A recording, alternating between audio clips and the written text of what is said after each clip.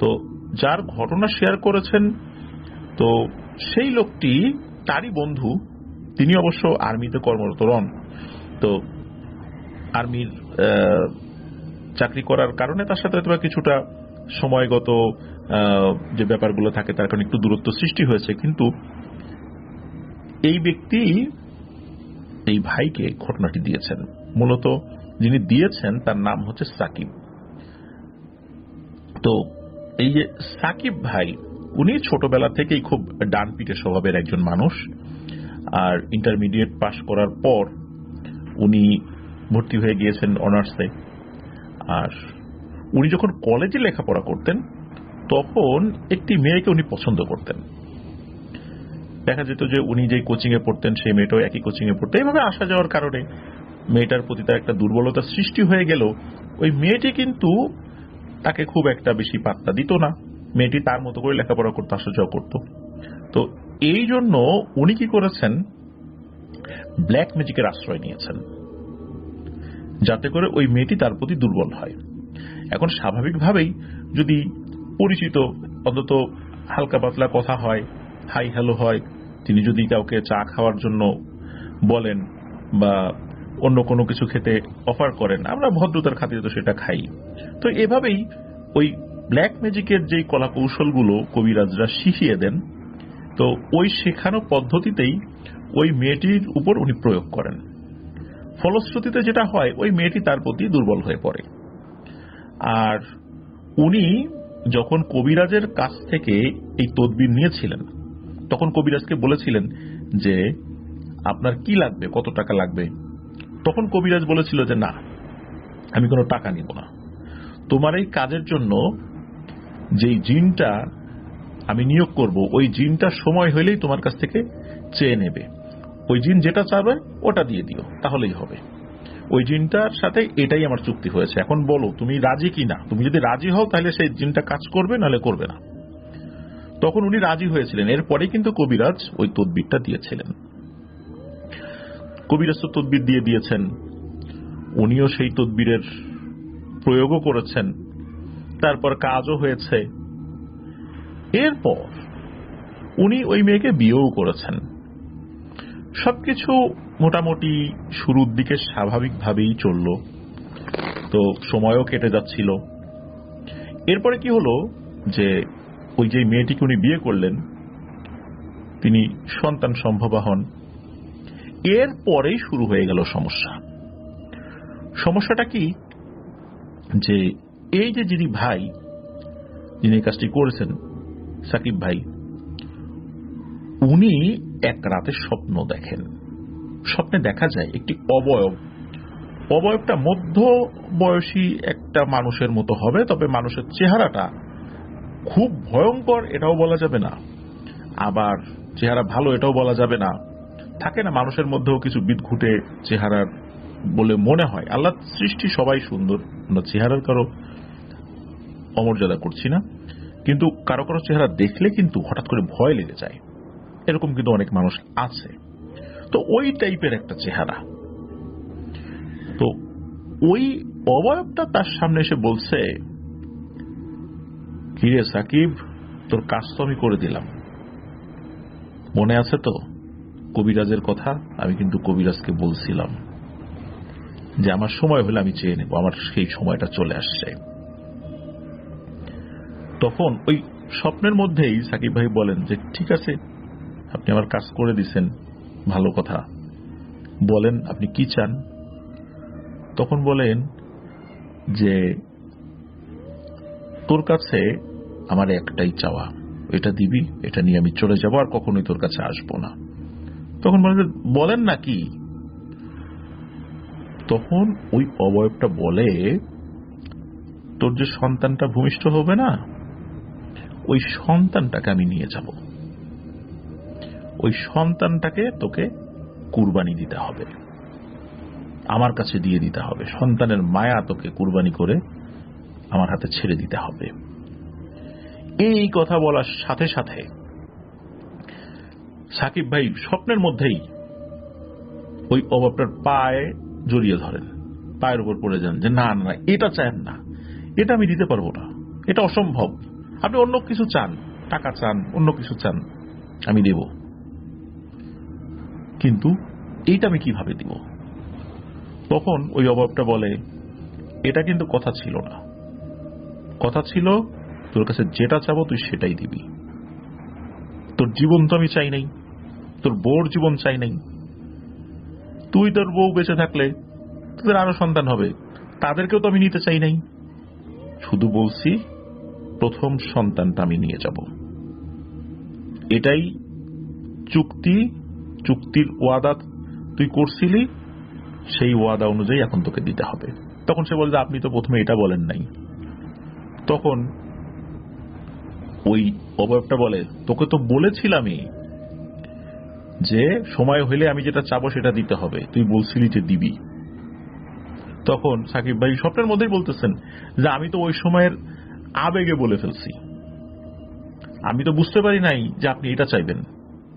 তখন ওই জিনটা বলে, এটাই তোদের সমস্যা, তোরা আবেগে অনেক কাজ করে ফেলিস, পরিণতি ভাবিস না, কিন্তু আমরা কিন্তু জানি কাকে দিয়ে কোন কাজটা আমি করাই নেব বা আমরা করাই নিব। এখন আমি যেটা চাইছি সেটাই দিতে হবে, তুই দিতে না চাইলেও কোনো সমস্যা নাই, আমি নিয়ে নেব, তবে তুই ওয়াদা করছিলি সেটা তোকে মনে করাই দিলাম। আমি যদি এখন জোর করেও নিয়ে যাই তারপরেও তুই তো ওয়াদা করছিলি, তোর ওয়াদাটাই আমি পূরণ করলাম, এতে করে আমার যেই লক্ষ্য সেটা হাসিল হয়ে যাবে।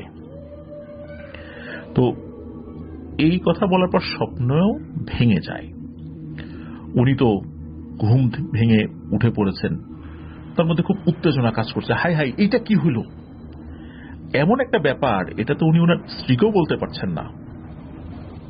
তাহলে এই সমস্যার সমাধান উনি করবেন কিভাবে, কাউকে উনি বলতে পারছেন না। এরপর উনি চিন্তা করেন, আচ্ছা দুঃস্বপ্ন দেখি নাই তো। এই সমস্ত ভাবতে ভাবতেই সন্তান ভূমিষ্ঠ হওয়ার সময় চলে আসে, এবং উনি এই বিষয়টা যে খুব বেশিবার স্বপ্নে দেখেছেন তাও না।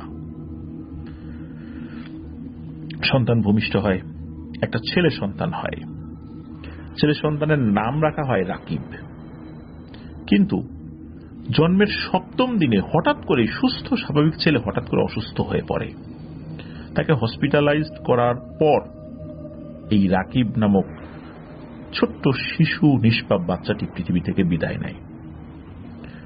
আশেপাশের আত্মীয় স্বজন বা অনেকেই মনে করেছেন বাচ্চাটা হঠাৎ করে অসুস্থ হয়ে গিয়েছে, মারা গিয়েছে। কিন্তু আসল রহস্যটা কি ছিল এটা কিন্তু শুধু সাকিব ভাই জানেন, যেটা উনি পরবর্তীতে ওনার এই আর্মি সদস্য বন্ধুকে শেয়ার করেছিলেন। সাকিব ভাই, আমরা যেটা বলছি, সাকিব নামটা ছদ্মনাম, কারণ ওনার আসল নাম যদি বলা হয় তাহলে ওনার আত্মীয় স্বজনের মধ্যে যদি আপনাদের ওয়ার্ল্ডের কোনো সাবস্ক্রাইবার থাকেন বা লিসেনার থাকেন, এই বিষয়টা তারা জেনে যেতে পারেন। তার স্ত্রী কিন্তু আজও জানে না তার সন্তানের মৃত্যুর আসল কারণ কি। তো এটা জানলে অনেক বড় ধরনের অশান্তি হতে পারে। এই জন্যই নামগুলো ছদ্মনাম ব্যবহার করা হয়েছে। এমনকি এই যে রাকিব নামটা বললাম, এই নামটাও ছদ্মনাম ব্যবহার করা হয়েছে। আর যিনি ঘটনা পাঠিয়েছেন তার নাম তো আমরা বলিই নাই, শুধু তার কর্মস্থল যেটা আমরা সেটা বলেছি। তো প্রিয় লিসেনার্স, আমাদের মধ্যে অনেকেই কিন্তু এই ধরনের ব্যাপারগুলো ফেস করে থাকেন। তো তাদের জন্য আমি বলবো যে এই টাইপের কাজ করে যদি আপনারা সাময়িকভাবে কোনো ফায়দা হাসিলও করেন, এর পরিণতি ভালো হয়েছে। আমার এই বয়সে আমি যতটুকু দেখেছি যে এর পরিণতি ভালো হয়েছে এমন কোনো নজির আমি পাই নাই। তাহলে বুঝতেই পারছেন যে এই ধরনের চিন্তা যদি কারো মাথায় থাকে, সাময়িক আবেগে কেউ এই কাজ করতে যাবেন না, তাহলে কিন্তু অদূর ভবিষ্যতে আপনার বড় বিপদ ডেকে নিয়ে আসছেন, এবং এটার কোনো সমাধান নাই। আর আরো একটা ব্যাপার হচ্ছে যে ব্ল্যাক ম্যাজিক করে এই ধরনের কাজ হাসিল যদি করেন তাহলে আপনার কিন্তু ঈমানও চলে যাচ্ছে।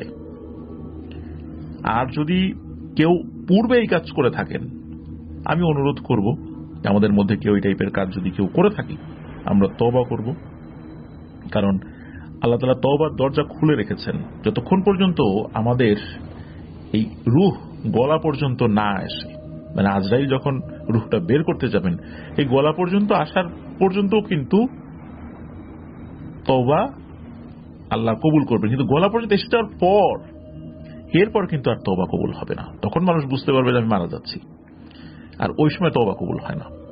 এই জন্য আমাদের মধ্যে যদি কেউ এই টাইপের কাজ করেও থাকি, আমরা আল্লাহর কাছে ক্ষমা চাইব, আর ভবিষ্যতের জন্য আমরা এই কাজ কখনোই করব না ইনশাআল্লাহ, আর অন্যদেরকেও এই কাজ না করার পরামর্শ দিব। প্রিয় লিসেনার্স, এটি ছিল ঘটনা। আসলে দেখুন, আমাদের কাজের কারণে কিন্তু এই ছোট্ট নিষ্পাপ শিশুটি সে পৃথিবী থেকে বিদায় নিল। তার ভাগ্য অভাবে ছিল, এটা সত্য, কিন্তু একটা প্রেক্ষাপট তো তৈরি হয়েছে। আর এই ঘটনার কারণে এই সাকিব ভাই আজও উনি প্রচন্ড অনুশোচনায় ভোগেন, কাউকে বলতে পারেন না। হয়তোবা এই ঘটনা প্রকাশের মাধ্যম দিয়ে উনি হয়তোবা এই মেসেজটা আমাদের মাধ্যম দিয়ে সকলের কাছে পৌঁছে দিতে পেরেছেন। আশা করছি যে তাতে উনি কিছুটা হলেও হালকা হবেন। প্রিয় লিসেনার্স, চলুন আমরা চলে যাব আমাদের এবারের 130তম এপিসোডের পরবর্তী আরো একটি নতুন ঘটনায়। প্রিয় লিসেনার,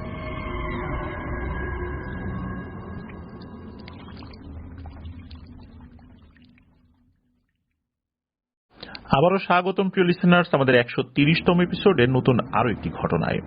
প্রিয় লিসেনার্স, ইতোমধ্যে মোহাম্মদ তাহমিদ সে কিন্তু গ্রামগঞ্জের ঘটনা দিয়ে আপনাদের মন অনেকটাই জয় করতে সক্ষম হয়েছে আলহামদুলিল্লাহ। কারণ ওর ঘটনার মধ্যে কিন্তু একদম গ্রামের একটা সোদা মাটির গন্ধ লেগে থাকে, কোনো অতিরঞ্জিত ব্যাপার নেই, একদম স্বাভাবিক ঘটনা, আপনারা যেটা শুনতে চান মূলত। তো বিগত বেশ কিছু এপিসোড জুড়ে তার ঘটনা থাকছে। বছরের এই শেষ এপিসোডেও এইবার তার ঘটনা আপনাদের সামনে উপস্থাপন করছি। তো চলুন ঘটনায় চলে যাই।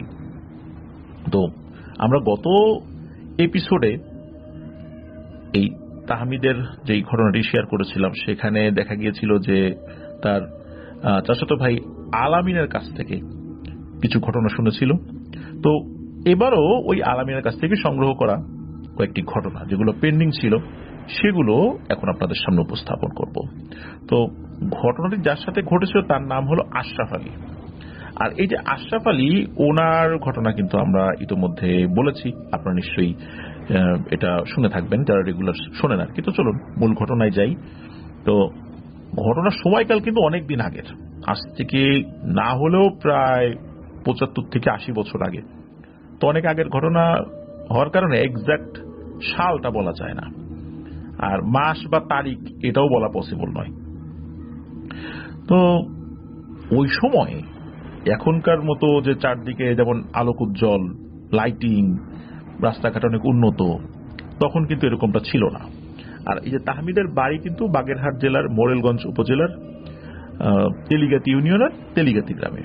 তো ওই গ্রাম তো ওই সময়ের প্রেক্ষাপটে তো আরো কত মানে বেশ অনুন্নত ছিল, বোঝাই যাচ্ছে। এটা আমরা বর্তমান প্রেক্ষাপটেও তো বুঝতে পারি। তো ওই সময়ে এই যে আশরাফ আলী, উনি মোরেলগঞ্জ সদরের উদ্দেশ্যে রওনা করেছেন, মূলত বাজারের উদ্দেশ্যে রওনা দিয়েছেন। তো উনি বিকালের দিকে বাজারে পৌঁছে যান, অনেকখানি পথ পাড়ি দিয়ে টুকটাক যা কিছু কেনার দরকার সেগুলো কেনাকাটা করে আবার বাড়ির দিকে রওনা করেন। তখন তো এরকম গাড়ি ছিল না, পায়ে হেঁটেই অনেকটা পথ হেঁটে যেতে হতো আর কি। গ্রামের মেঠো পথ ধরে হাঁটতে হতো, অনেকটা সময় এমন অবস্থা হতো রাস্তাও নাই। এই কারণে কি হতো যে অনেকেই সাঁতরে পার হতেন, মানে সেখানে নৌকা থাকবে তাও না। দেখা যাচ্ছে যে নৌকা থাকে, অনেকটা সময় দাঁড়িয়ে থাকার পর নৌকা পাওয়া গেল না। এই জন্য গ্রামের অনেকেই ওই গ্রামে যখন বাইরে বের হতেন তখন সাথে একটা গামছা রাখতেন, কারণ কোথায় যে সাঁতরাতে হবে এটাও বলা মুশকিল, কোথায় গিয়ে এক বিপদে পড়তে হবে। তো উনি তো বাজার সেরে যখন রওনা করেন তখন মাগরিবের আজান ইতোমধ্যে দিয়ে দিয়েছে। তো এই তেলিগাতি গ্রাম থেকে হেঁটে যদি মোরেলগঞ্জ সদরে যেতে হয় তাহলে কমপক্ষে 4 ঘন্টার মতো হাঁটা তো লাগবেই। এখনকার যুগে তো আমরা 4 ঘন্টা হাঁটার কথা কল্পনাই করতে চাইব না। তো উনি মোরেলগঞ্জ সদর থেকে রওনা করেন ওই মাগরিবের সময়। রাতটা ছিল পূর্ণিমার ঠিক আগে হতে পারে, মানে তখন অতটা পূর্ণিমার মতো আলোকোজ্জ্বল না থাকলেও মোটামুটি বেশ আলো ছিল। তো উনি এমন হিসাব করেই আসলে বের হয়েছিলেন যে দিনের বেলায় হেঁটে যাবেন আর রাতের বেলা চাঁদের আলোতে হেঁটে হেঁটে বাড়িতে পৌঁছাবেন। তো আগেকার মানুষরা কিন্তু এমনই করতেন। তো যাই হোক, উনি রওনা করে হাঁটতে হাঁটতে অনেকটা পথ চলেও এসেছেন। আর অনেকটা পথ আস্তে আস্তে মানে নিজ গ্রামের একদম পাশের গ্রামে চলে আসছেন। ওই তেলিগাতি গ্রামের পাশে একটি গ্রাম রয়েছে, যেটার নাম হচ্ছে চাপড়ি গ্রাম। যারা ওই এলাকায় আছেন তারা চেনেন আর কি। তো একটা বাজার আছে দৈবজ্ঞ হাটি বাজার। তো ওই দৈবজ্ঞ হাটি হয়ে তারপর চাপড়ি গ্রাম, তারপরে তেলিগাতি গ্রাম, মানে ওনার নিজের গ্রাম আর কি। তো উনি চাঁদের আলোতে গ্রামের মেঠো পথ ধরে হেঁটে হেঁটে একসময় চাপড়ি গ্রামে এসে পৌঁছেছেন। তো এই গ্রামেই মূলত ঘটনাটি ঘটে। তখনকার সময় চাপড়ি গ্রামে বিশাল বড় বড় গোল বাগান ছিল আর কি। তো গোল বাগান মানে হলো যে গোল পাতা গাছ, ওটাকেই আসলে ওই গোল বাগান বলতো, যেটা দিয়ে মানুষ ঘরের ছাউনি বা চাল তৈরি করে। বাংলাদেশের সুন্দরবনে প্রচুর পরিমাণে এই গোলপাতা গাছ রয়েছে। তো এখন তো এগুলো অনেক কমে গিয়েছে, কিন্তু ওই সময় কিন্তু লোকালয়েও এগুলো ছিল। তো বিশাল বড় গোলবাগান ছিল সেই চাপড়ি গ্রামে। লোকমুখে ওই সময় শোনা যেত, তখনকার সময় ওই গোলবাগানে অনেক কিছু দেখা যেত, মানুষ ভয় পেত, অনেক ভয়ঙ্কর ঘটনা সেখানে ঘটত। যদিও বা সেই গোলবাগানের চিহ্ন এখন কিছুই নেই। তো যাই হোক, উনি হাঁটতে হাঁটতে একসময় সেই গোলবাগানের কাছে পৌঁছে যান। ওই গোলবাগানের মাছ দিয়ে গ্রামের একটা ছোট্ট মেঠো পথ চলে গেছে, আর দুই পাশে বিশাল লম্বা সারি ধরে এই গোলপাতা গাছ ছিল বা গোলবাগান ছিল। আর রাস্তাটা যতটুকু চওড়া ছিল, এটা আসলে মানে ওইভাবে বলার মতো না যে পাশাপাশি দুইজন লোক হেঁটে যেতে পারে, মানে একটা আইলের মতো আর কি, এরকম টাইপের। তো উনি তো ওই ভিতর দিয়ে হাঁটছিলেন, আর চাঁদের আলোয় মোটামুটি উনি চলতে পারছিলেন আর কি। আর ওনার ওই সময় টর্চ লাইট ছিল না, উনি ওইভাবেই হেঁটে অভ্যস্ত আর কি। আর রাতের বেলা হাঁটতে হাঁটতে অভ্যস্ত, তো মানে মোটামুটি বলা যায় যে ওনারা যারা রাতের বেলা এভাবে হাঁটেন চাঁদের আলোতে, যারা এইভাবে দীর্ঘ সময় ধরে চলেছেন, তারা এই বিষয়টাতে একটা অভ্যস্ত হয়ে যান, যেটা আমাদের পক্ষে সম্ভব না। এমনকি ওনারা জোনাকি পোকার আলোতেও পথ চলতে পারেন, কেউ কেউ এত এক্সপার্ট হয়ে যান ছোটবেলা থেকে দীর্ঘ সময় ধরে এই বিষয়ে অভ্যস্ত হওয়ার কারণে। তো উনি তো গোলবাগান দিয়ে যাচ্ছেন, গোলবাগানের মধ্যে অনেক জোনাকি পোকা ছিল, জোনাকি পোকাগুলো কিন্তু জ্বলছে নিচ্ছে, জ্বলছে নিচ্ছে। তো চিন্তা করলে বিষয়টা খুব সুন্দর, কিন্তু রাতের বেলায় একা একা হেঁটে যদি আমরা যাই, এটা কিন্তু খুব একটা ভয়ঙ্কর সুন্দর, এটা বলতে হবে। আর ওনার আশেপাশে তো কেউ নাই, উনি একা একা হেঁটে যাচ্ছেন। তো উনি তো হেঁটে যাচ্ছেন, হঠাৎ করে উনি দেখতে পান লম্বা সাদা শাড়ি পরা একজন মহিলা, যার চুলগুলো এতটা সাদা ছিল যে সেটা অনেকটাই মনে হচ্ছে যে চুলগুলো, প্রত্যেকটা চুল মনে হচ্ছে যে এক একটা চিকন লাইট, এত সাদা এবং আলো ছড়াচ্ছিল। তো উনি যখন এটা দেখেছেন, দেখার পর উনি তো বুঝতে পারছেন যে একটা বিপদে পড়ে গেছি। আর রাস্তাটা যেহেতু চওড়া ছিল না, তো উনি একদম রাস্তার ঠিক মাঝ বরাবর দাঁড়িয়ে আছেন। আর এমন ভাবে দাঁড়িয়ে আছেন যে উনি যে ওই মহিলাকে পাশ কাটিয়ে সাইড দিয়ে চলে যাবেন, এটাও উপায় ছিল না। তো এই যে আশরাফ আলী দাদা, উনি তো তাকিয়ে আছেন ওইটার দিকে তাকানোর পর ওই আশরাফ আলী দাদা দেখতে পান যে ওই মহিলা অবয়বটা আশরাফ আলী দাদার দিকে তাকিয়ে মিটমিট করে হাসছে। খুব যে ভয়ঙ্কর রূপ, বিষয়টা এরকম না, আশরাফ আলী দাদার দিকে তাকিয়ে মিটমিট করে হাসছে। তো এই হাসিটা যে খুব ভয়ঙ্কর ছিল এটাও বলা যাবে না, তবে তার যেই চুল, তার যেই শারীরিক অবয়ব, এইটা দেখে উনি মারাত্মক ভয় পেয়েছেন। তো এই ভয় পাওয়ার পর উনি ওইখানেই সেন্সলেস হয়ে যান। তো উনি তো সেন্সলেস হওয়ার আগে দিয়েছিলেন একটা প্রচন্ড জোরে চিৎকার। এদিকে তার পরিবারের লোকজন তার আসার দেরি দেখে চিন্তায় পড়ে যান। তারা যতটুকু পেরেছেন ওই রাতের বেলায় খোঁজাখুঁজি করেন, কিন্তু তার কোথাও হদিসটাই পাওয়া যায় না। ওদিকে কি হয়, পরদিন সকালবেলা ওই চাপড়ি গ্রামেরই কিছু লোকজন তাকে বেহুশ অবস্থায় ওই রাস্তায় পায়, তাকে হুঁশ ফিরিয়ে ধরে বাড়িতে পৌঁছে দিয়ে যান। পাশের গ্রামের মানুষ হয়, তারা তাকে ভালোভাবেই চিনত। তো বাড়িতে যাওয়ার পর সমস্ত ঘটনা খুলে বলেন উনি মারাত্মক ভয় পেয়েছিলেন আসলে। এরপর তাকে একজন কবিরাজ দেখানো হয়। তো তার শরীরে প্রচন্ড জ্বর আসে, আর এত জ্বর আসে যে 2-3টা কাঁথা কম্বল দিয়েও তার শরীরের কাঁপুনি থামানো যাচ্ছিল না।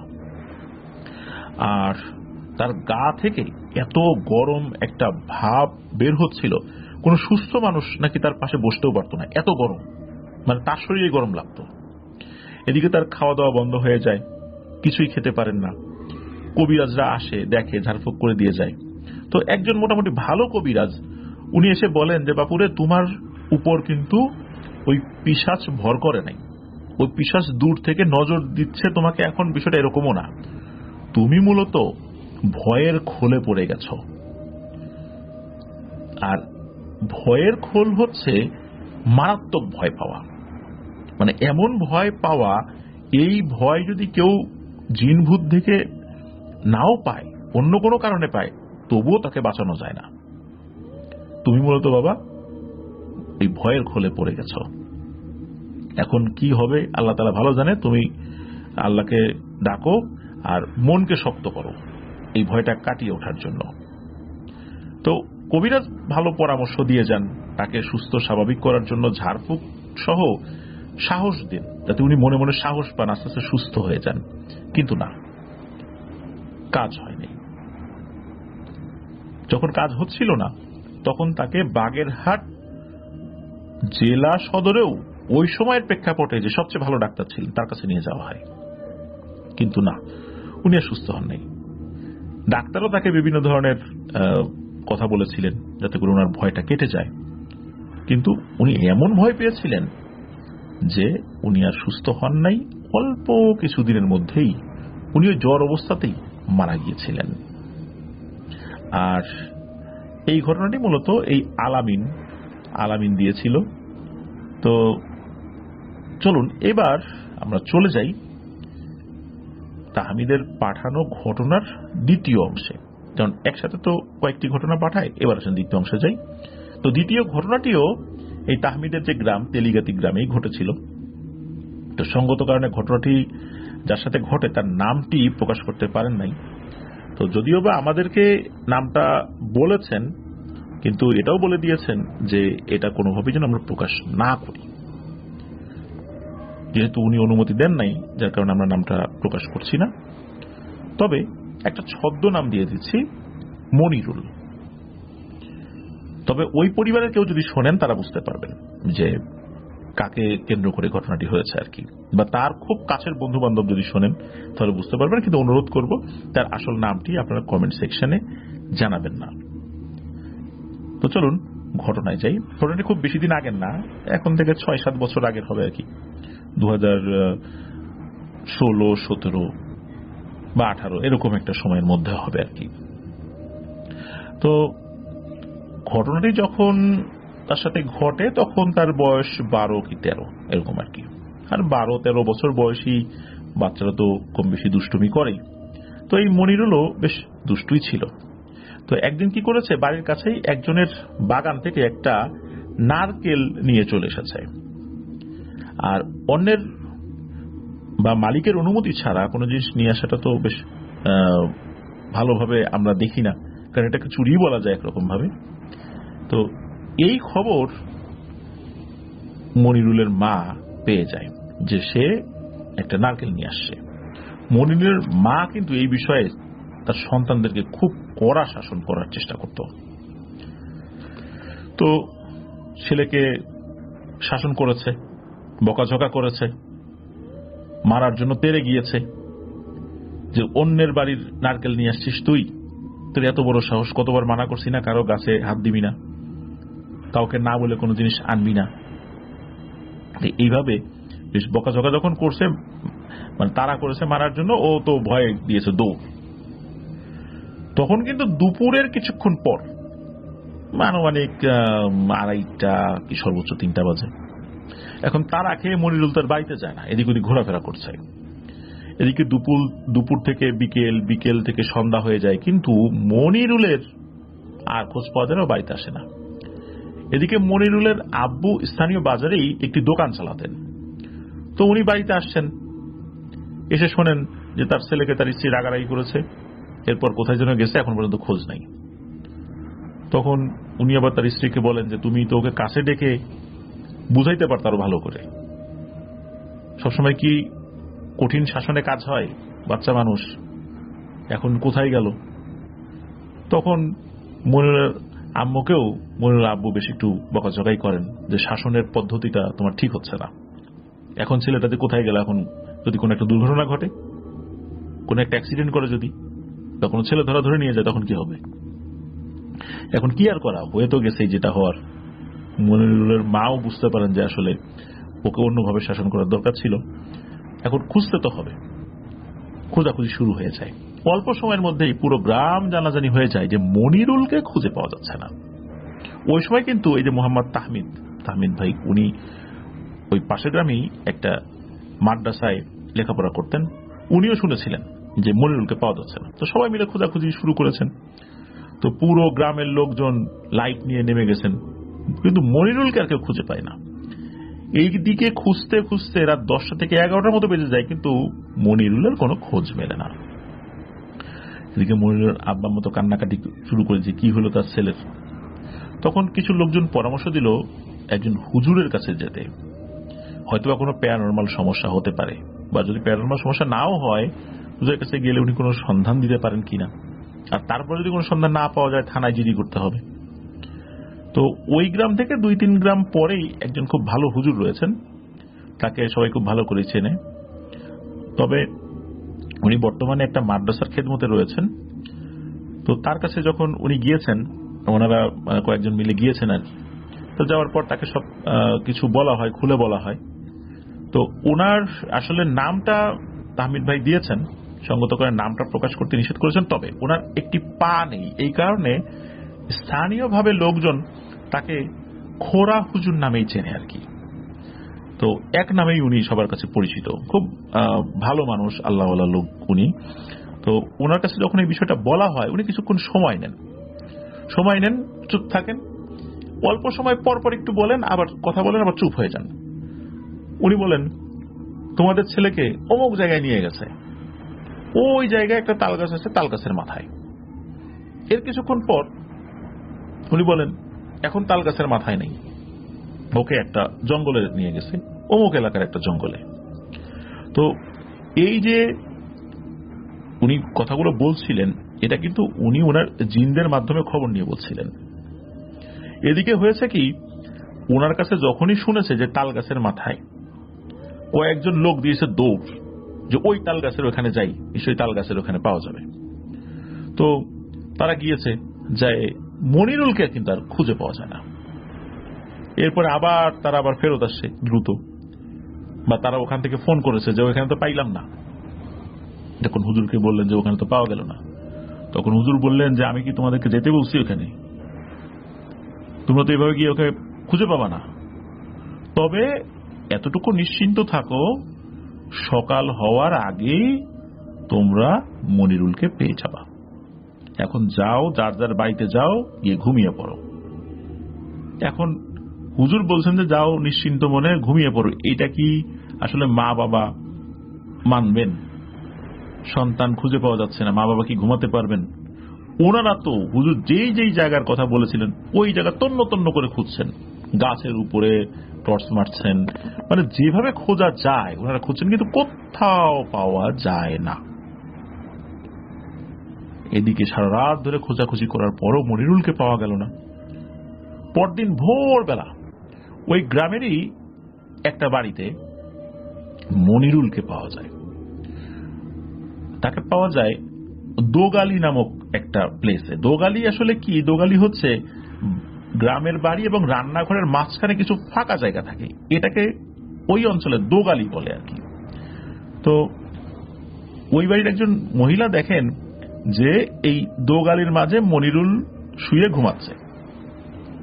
এখন ওই যে দোগালির কথা, যে জায়গাটা, এটা কিন্তু রাতের বেলা ওই হুজুর বলেছিলেন যে ওকে এরকম একটা জায়গায় পাওয়াও যেতে পারে। তো এইটা ওনাকে জিনেরা বলেছিল যে ওরকম একটা জায়গায় রেখে যেতে পারে। কিন্তু ওই সময় আবার সবাই দৌড়ে এসে ওই গ্রামের যাদের এরকম দোগালি জায়গা ছিল সেখানে এসে কিন্তু মনিরুলকে পাইনি। যাই হোক, ভোরবেলা একজন বয়স্ক বৃদ্ধা মহিলা ওনার বাড়িতে এই মনিরুলকে দেখে তো চিল্লাচিল্লি শুরু করছে, এই মনিরুলের পাওয়া গেছে রে, মনিরুলের পাওয়া গেছে। এদিকে চিৎকার শুনে সবাই চলে আসে, এসে দেখে মনিরুল দিব্যি ঘুমাচ্ছে। তো তার মুখে পানি ছিটিয়ে ঘুম থেকে ওঠানো হয়, কিন্তু মনিরুল কিচ্ছু বলতে পারে না। তার মা বাবা চলে আসে। মা চলে আসার পর মনিরুলকে দ্রুত সেই হুজুরের কাছে নিয়ে যাওয়া হয়। তো হুজুর ঝাড়ফুঁক করেন এবং তাকে জিজ্ঞেস করেন, আচ্ছা বলো তো বাবা, তোমার কি হয়েছিল? তো তখন মনিরুল বলতে শুরু করে যে সে তার আম্মুর তারাকে এদিক সেদিক ঘুরছিল, সাহস হচ্ছিল না বাড়িতে যাওয়ার, বাড়িতে গেলে তার আম্মু মারধর করবে। তো এরপরে মনিরুল মন খারাপ করে সন্ধ্যার কিছুক্ষণ আগে ঋষিভিটা নামক একটা জায়গা রয়েছে, এই ঋষিভিটার এক কোণে একা একা বসেছিল। তো যখন সন্ধ্যা ঘনিয়ে আসে, হঠাৎ করে মনিরুলের কাছে মনে হয় কেউ তাকে উঠিয়ে নিয়ে যাচ্ছে, আর সে কোনো কথাই বলতে পারছিল না, মনে হচ্ছে তার জবান বন্ধ হয়ে গেছে। এরপরই মনিরুল দেখতে থাকে বিভিন্ন রকমের সুন্দর সুন্দর দৃশ্য, সুন্দর সুন্দর প্রাসাদ, বাড়ি, বাগান, ঝর্ণা সহ অসাধারণ কিছু দৃশ্য, যেটা আগে সে কখনোই দেখেনি। তারপর সে দেখতে পায় যে তার সামনে কিছু ফল রাখা আছে, মিষ্টি জাতীয় কিছু জিনিস রাখা আছে। তো এগুলো মনিরুল খায়ও।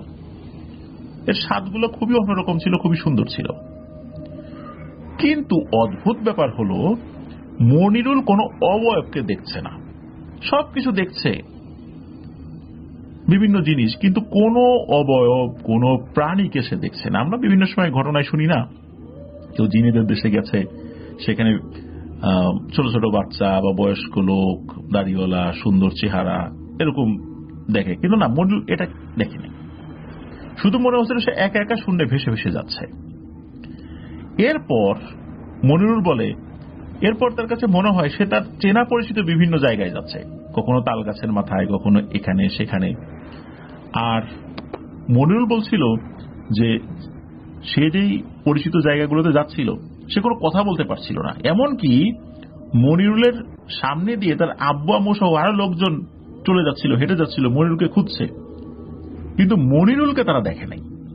মনিরুল তাদেরকে দেখতে পারছে, কিন্তু ডাক দিতে পারছে না, সে শুধু দেখেই যাচ্ছে, আর ডাক দিতে পারছে না বা শব্দ করার চেষ্টা করলেও তার গলা দিয়ে কোনো শব্দ বের হচ্ছে না। তো যাই হোক, এরপর তার কিছু মনে নাই। তারপর ঘুম থেকে ওঠানোর পর সে জেগে দেখে যে আশেপাশের লোকজন।